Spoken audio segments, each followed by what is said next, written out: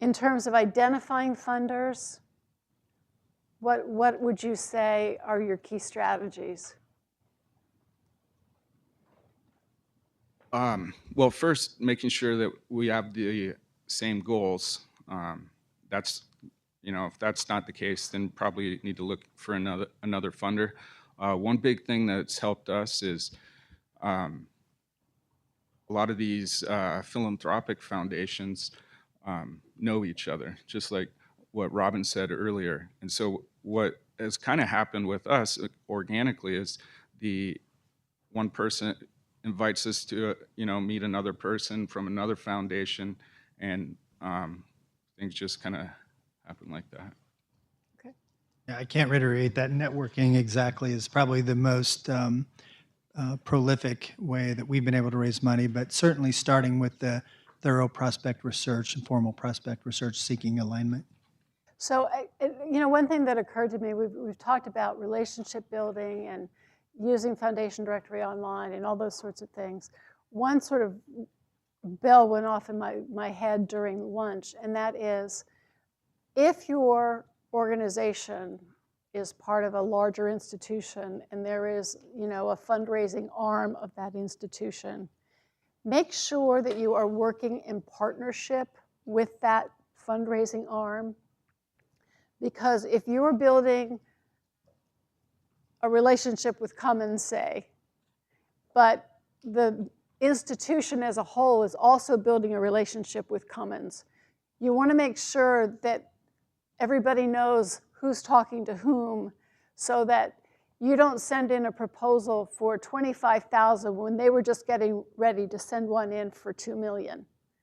And, okay, so here I am at my fundraising table or funder table, and I can choose to fund $25,000 or $2 million, and I've got 16 other ones over here. So which one am I going to pick? So as somebody who works as part of a development team, we sometimes talk about those program officers who go rogue on us. They go out and they make all these relationships and we didn't know about it, and they come back and they say, hey, guess what I did? And they're real proud of themselves, and yeah, we're glad you are, out in the community and talking about your program and everything, but please keep us in the loop, So identifying funders, yes, use all of these relationship building strategies, use Foundation Directory Online, use all of those kinds of things. But please make sure that you're communicating with the other fundraising arms of your institution, or you're going to make some enemies internally. If I could just add to that, I would reiterate that point because it does create mistrust internally, but it also makes the institution look bad on the outside when the left hand doesn't know what the right hand's doing. And furthermore, if you have that trust, other fundraisers internally and centrally can be partners and help you identify. We've had success. That's how we got Salesforce. You'll hear from Tracy later today, and she made that introduction to me to Salesforce, and that was how we were successful. And our counterparts in Bloomington introduced us to AT&T. So communication and trust, a great point. Absolutely, absolutely. I'm looking at my cheat sheet, sorry. So we've talked about alignment as being absolutely key. And so what are the things that you look for when you're trying to decide about alignment? What are some keys that say, yeah, this is a good one? Well, I mean, our main goal is effecting a systemic change in hiring patterns for Alaska Natives. And, when we look for donors, we're looking for, if it's STEM related, we're looking for donors that share that common goal. And also with the philanthropic foundations, you can, just do a little search beforehand and figure out what are their goals, and does our organization line up with that? And if not, then look somewhere else. Any thoughts to add there? Yeah, certainly. I use keywords to start. There's some pretty, K-12, STEM, higher ed, they're all broad. Diversity, underrepresented minorities, those are all broad things, but they're a great way to start. But then once the list comes back, then you read the website like I talked about to drill down and make sure, because there are some specific details. If I'm, knocking it out of the park, I have a great program increasing the graduation rate, but my prospect is only interested in innovative pedagogy, they're not really prospects. So it's important to do that. And also from our perspective, we know that companies are interested in building the IT pipeline. So companies that have IT divisions or workforce shortage would be in particular for us. Right. So sort of a story from my end that's relevant to this. JP Morgan Chase has been one of your big funders. JP Morgan Chase was a really big funder for our youth programs for a number of years. And then they went through this sort of reorganization where they said, okay, we're going to really focus, and all we want to do is workforce development. And their focus was on, really being able to target that this ended up here in terms of workforce. So our youth programs, they get some basic job skills out of it. They have to learn customer service, and they learn, that you got to show up on time, you got to work with teams, you got to, plan ahead, you got to, all those just sort of basic things that you learn when you start in a workforce, but they're not specific to a particular topic because we're not trying to gear towards a particular field in any way. And while we had this phenomenal rate of college prep and students going on to college, JP Morgan Chase said, nah, we're not in the college prep program anymore. So we lost our JP Morgan Chase. So yeah, they're doing youth development, but they're doing it in a very particular way. So we have found other funders, that are willing to support our youth programs, but we lost JP Morgan Chase because they changed their priorities. Sometimes a funder will do a reorganization like that, and you just got to be nimble and deal with it. Duke Energy, we used to have, do one big proposal a year, and it would fund a number of different things in the museum. And then they went to 4 quarters, and you can only submit for this kind of proposal in this quarter and that kind of proposal in another quarter. And you have to know what those quarters are and so forth. And, another story about just communicating with the funder, we had a meeting. So we have a relationship with Duke. We've been getting funding from them for a long time. We had sort of our meeting with Duke in the summertime, and we learned that for the environmental quarter focus, that the committee had decided that they were going to give 4 $50,000 grants instead of lots of small grants. So if we had put in a proposal for a $20,000 application, we would have not been considered because we weren't in, but it wasn't like in the guidelines anywhere. This was just a decision that the committee made. And the next year they decided that they didn't like, because their idea was, let's really have an impact somewhere. And the next year they went back to spreading it thin and helping more people. But, sometimes it's not written out somewhere. So that's where the relationships really make a difference. Yeah, if I can add to that, one thing we do is never turn in a cold proposal without talking to anyone. We always, even in SF, we'll go take a trip over to DC and talk with the program officer, kind of, tell them what we're thinking, and then get feedback, and then we'll give them a draft proposal. And even with the philanthropic foundations, same deal, give them the draft proposal, and then they give us some feedback, hey, change this around, and just go from there. Yeah, even when they know you, don't take them for granted. So, yes. Yes, absolutely. I'm hearing a lot about the value of storytelling as part of your proposal development, and I'm also hearing about the importance of relationship building before you put that proposal forward. Have you folks used students as part of telling your story? Because Matthew, I think your personal story is really powerful in your work, right? So have you used students as part of that storytelling? How do you navigate? Yeah, we definitely use students in a number of ways. So one way that we use students is every year we have a celebration where we recognize the donors and also the students that are graduating. And so that happens at the end of January every year, and it's this big event. Like 2,000 people are there, but it's all student ran. I might say a few words, or Herb might do the introduction, but everything else is the student and their story. And then the students are the ones that are recognizing the donors with gifts, and we bring them up on stage, and everyone's cheering and clapping.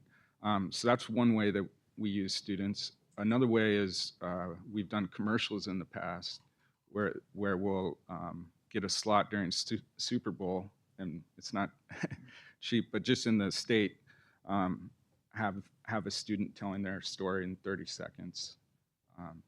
A third way that we did something, we took a bunch of high school students to DC, and we invited all the senators from the states that we were expanding to, and those students were showing senators and Congress people how to build a computer. So those are some different ways that we use students. Yeah, we also do the same. We will bring students if and when where appropriate ways. So a couple of different ways we do this. Sometimes when we have short meetings in our conference room, we would invite students. They showcase their projects. We invite industry representatives the semester ending event because it's a big showcase. We invite prospects, if they get to see and really get impressed what's going on. At the same time, we will have the teachers. In our case, the teachers are also, the high school teachers, they are good spokesperson for us, so they would represent us. So whatever comes from these stakeholders, these are very powerful to send our message us instead of or beyond us talking all the time. Another strategy that might work is if your students are on scholarship funding in some way, have students write thank you letters. It's a real simple thing. But if they can write a thank you letter to the donors who made their scholarship possible so that they can be part of this program, that's really powerful. And if they want to tell a little bit of their story, fine. But if they just want to say, thanks so much, I wouldn't be here without you, that's good too. Robin, let me add to what Matthew Caboon said. I am a good friend with her, so I think one of the things that impressed me most and make me realize how powerful story would be and how it's sustained over time in people's faith. It's recorded on the website. If you look at the website, you will be just impressed because what you see on the website, build your image on the website, it go a long way. So I was kind of also thinking about saying, don't go broke, talk to the other part. I was thinking, building up what Robin's talking about, who else cultivates that relationship.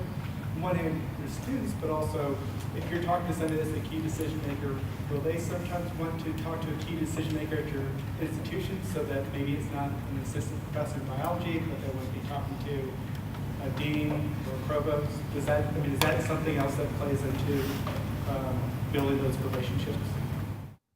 Go ahead. Absolutely. I mean, whether it's an individual alum, donor, or head of an organization, certainly it's more interesting to talk to the dean than to me. You know, I'm the development director and I can promote and inspire and do a good job, but there's something about talking to the dean that's a little more glamorous, and particularly at the higher level, then you want to try to, match the leadership. It's a good point. You all seem to be now in the scalability, repeatability, sustainability business. I'm curious how much thought in terms of program alignment and program design happened early on to make your programs so that you could expand to all of Indiana, or you can expand to these new ventures that you're moving into. Are you spending time in the initial stages as you're going around trying to get funding to also make sure that your programs can scale up or be repeated? Or is that something that happens after you're successful and then you say, oh, what's next? Maybe the funding streams are coming to an end. That is a great question. And looking back, I mean, if we would have had the funds, what we might have done was conducted a feasibility study across the board to see where there's demand and looked at where to invest resources. But, we're a small school, right? We didn't really have a lot of money. The dean decided he was going to dedicate a portion of the development director's time, and off we went. So to answer your question, in our case, we just wanted to make sure we succeeded in Indianapolis in our pilot, which we have done. And now we are kind of simultaneously trying to sustain that, but also looking at these other markets. Literally, as you're, asking this question, there's research. We just had a colleague conduct research at schools to see which ones have the student populations. Where is there enough industry? Because the ingredients for our program is, basically an inner city school, high concentrations of underserved, underrepresented minorities, as well as local industry and a higher ed institution that can make it work. So we're kind of doing it on the fly, but having to keep at it. Other questions? Yeah, sure. Yeah, so we definitely started out kind of on the fly too. Our goal has stayed the same over time. And one big thing I want to emphasize is building momentum and coming, starting small, build the momentum, and with that, hopefully the funding comes also. But you definitely want, when you start out with a program or idea, you want to have the outcome data that shows that you're being successful and effective, and build off of that. So I think you all, go ahead, sorry. Perspective in terms of sustainability for both all of you, how has this also, these great achievements, how have the stakeholders on the other side, in this case family, parents, the community itself, how have you seen that change? How has that impacted that particular community where they come from? That makes sense. Because I think that's an important piece to also, at least, to see from the funder's perspective. How are we sustaining this? Okay, what are we doing for greater impact? So what has been the response from parents, especially, I would think in Alaska you have different languages, different cultures within your indigenous population. So how do you, infiltrate that? So, yeah, that's a great question. One thing so Alaska, education-wise, has a bad history with boarding schools and Alaska Natives. If you look 75 years ago or so, one story that comes to mind is a father that was in one of those boarding schools, and things were done to him that were not right. But his daughter now is in high school and wants to come to our high school. And I can't really say it's a boarding school, but that transition from him feeling comfortable with that has been completely a flip deal. And he's vocal to talk about how at first he was really uncomfortable, you know, because he remembers what happened to him. So that's one thing. Another is, you know, you get to see these parents that are so proud of their kid, their student, when they get their science or engineering degree. In a lot of cases, before ANCEP started 23 years ago at the University of Alaska, in the whole history of the engineering school, less than 5 Alaska Natives had graduated with an engineering degree. And now we're something like 500 plus STEM degrees, ANCEP students that have finished. And it's evolving, and it's it'll be interesting to see how that change happens. But you know, some of these STEM professionals are choosing to get their teaching certificate. Now they're going back to the village where they're from because that's where they want to be, and teaching the younger generation. And it's completely opposite of how it used to be, because previously it's the turnover rate for teachers in rural Alaska is 3 years is a long time. So that's another change that we're seeing. Well, the IDO is very new, only 3 years old. But we are already seeing those students, like I said, 80% pursuing college. These are all first-time college, first generation, going to college from their family.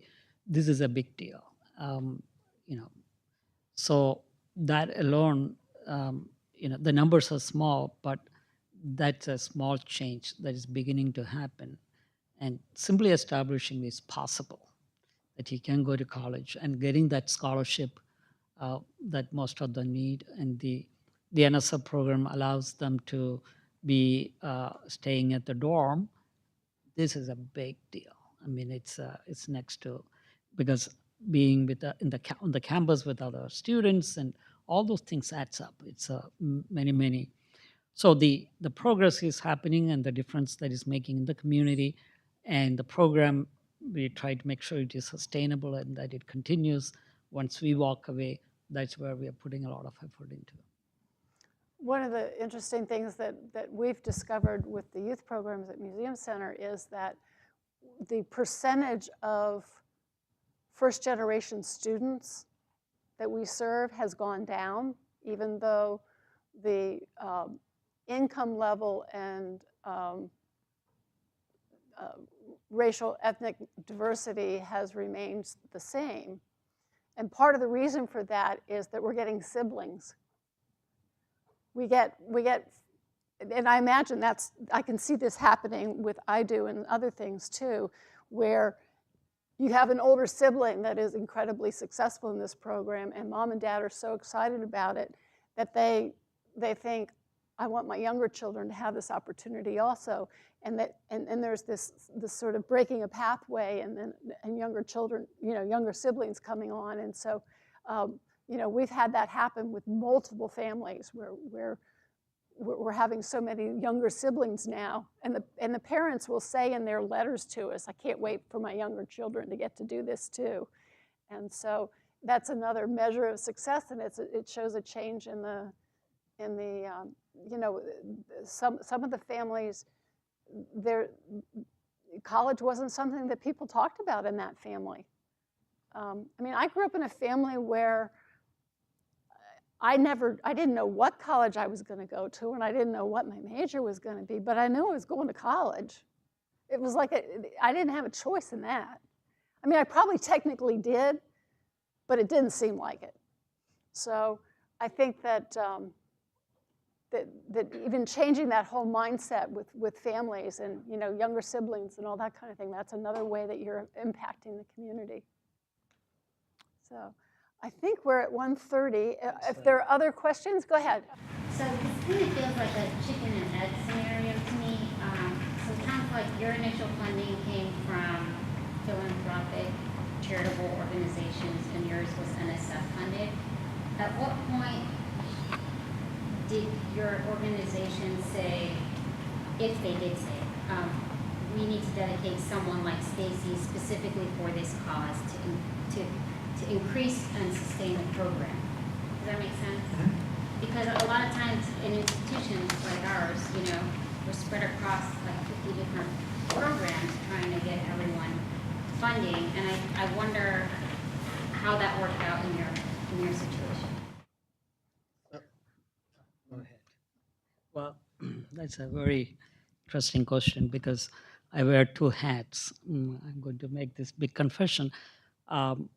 Because before Stacy came on board with our school, we had a shared Stacy before, and we were working on the program, and we realized that time is not enough to make anything happen. And then, fortunately, in our case, I was the dean. Stacy came on board. I committed him to the project because we thought we could make a difference here. So when Stacy joined, we put most 80%, I would say, of his time into the project, and that made a big difference. So we were successful with starting with the JP Morgan Chase, then things worked out. So it is, of course, the commitment came from within the school, not from the university. Actually, university had nothing to do with it.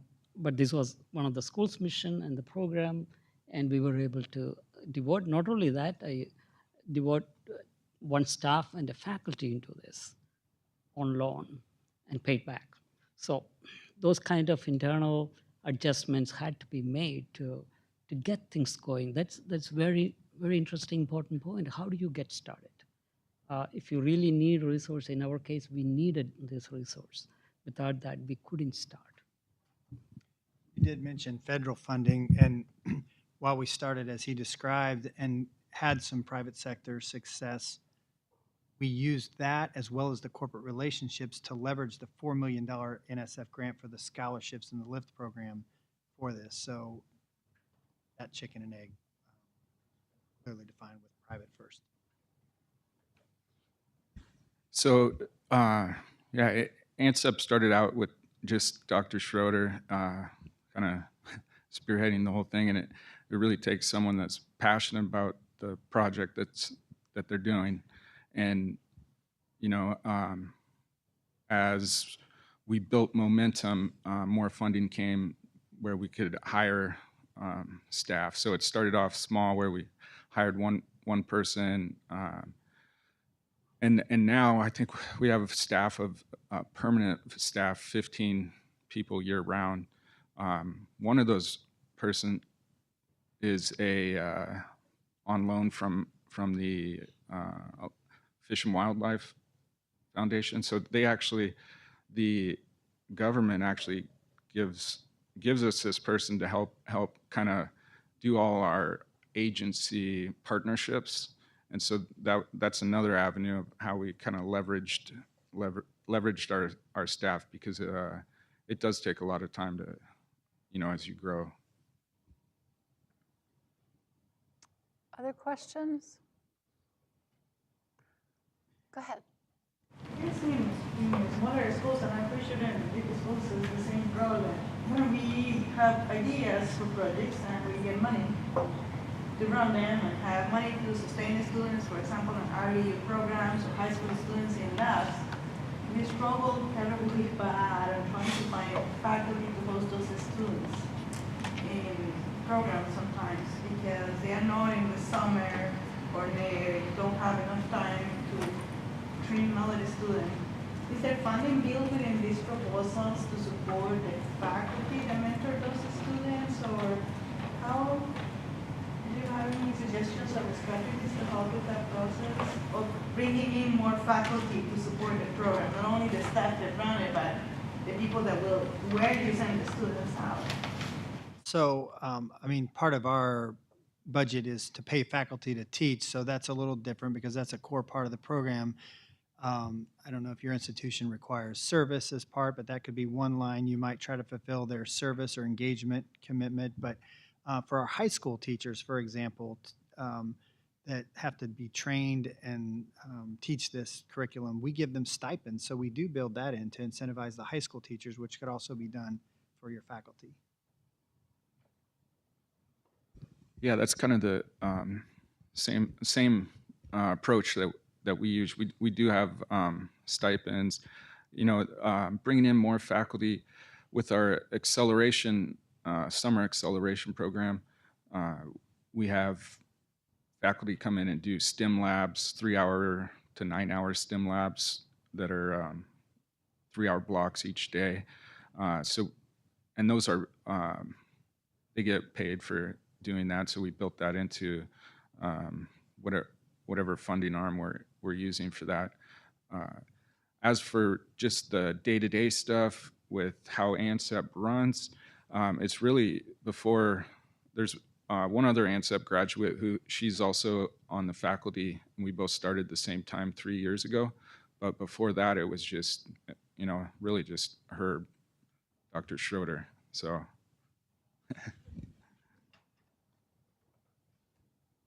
Other questions?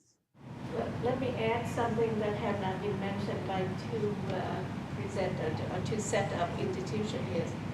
I think the role of the advisory board in your operation also important because they are the connector for you with all the opportunity for funding. Would you talk a little bit about the advisory board at NSAP and maybe I do? So when you say advisory board, which board are you speaking of? Or someone who work collaboratively with the director who will kind of be connector for you with the funder. Okay, yeah. So we have put together an advisory board that's made up of different people in the community, and they act as advocates for us, and so that really helps bring in new partnerships, and build new relationships. So we did put together an external advisory board to help ANSEP out. Our advisory council, they serve a lot of purposes. We need connections to educational institutions, underrepresented minority services served by organizations that serve them, and the industry, but also to money. And so we have had some financial success with our advisory council, not as much as is commonly leveraged through an advisory board, but like, for example, Kim was very helpful in the NSF grant that we leveraged, and she serves on the I Do Council, and we've had companies that have provided internships and other opportunities that have been advantageous, but I think we need to talk more about expanding that and more financial opportunities, so that's a great point. Do all of your organizations have some kind of external advisory board related to your program or not? How many do? Okay. So, if you don't have one for your program, do you have one for the school or for the, I'm sure that everybody's got a board of trustees, but that may be at this level and your program's down at this level. So how much is the board of trustees there might be somebody on the board of trustees that gets passionate about it, and that's terrific. But a lot of times, the sort of frontline faculty and staff don't have a lot of opportunity to interact with the board of trustees. So how can you cultivate relationships at another level? I remember when Kim and I were both still at the school, at the IU School of Nursing, a new dean came on, and one of the first things she did was create an external, what do we call it, board of visitors. We weren't allowed to have an advisory board, so she called it a board of visitors. And I distinctly remember watching her strategy as she put this board together, because she figured out who she wanted. She figured out who was on that list that was so close to us that that they couldn't possibly say no, like the husband of a faculty member.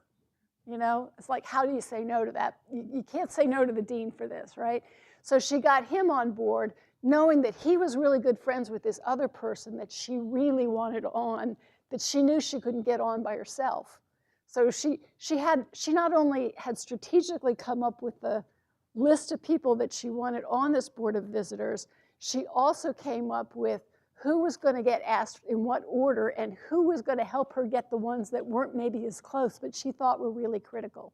I have to excuse myself. Speaking of scaling, one of our seed funders is talking about scaling I do to another U.S. city. So wish me luck, but thank you all for having me. I'm grateful for the opportunity. Thank you so much, Stacy. You've been great.